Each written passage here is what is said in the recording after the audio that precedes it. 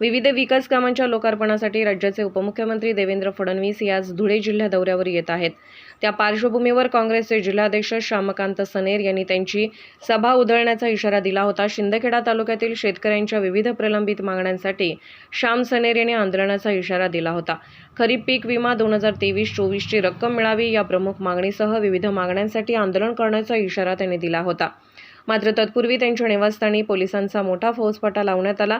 मात्र श्याम सनेर हे त्यांच्या निवासस्थानी नसल्याने सभास्थळी पोलीस तैनात करण्यात आले होते।